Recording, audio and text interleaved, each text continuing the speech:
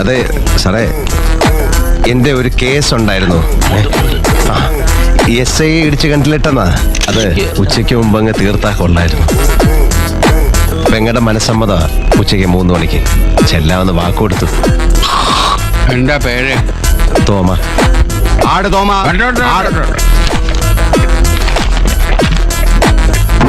അടുത്ത കേസ് വിളിക്കൂ. ആട് തോമ.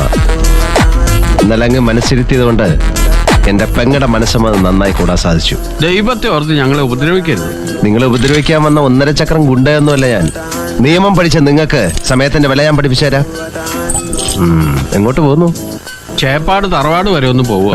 ഇന്ന് വെൺമണി വിഷ്ണുവിന്റെ സപ്താഹം വായന ആരംഭ. അവിടെ ആർക്കും വായുഗുളിയൊന്നും വാങ്ങിക്കണ്ടല്ലോ. എന്നാ പോണ്ട.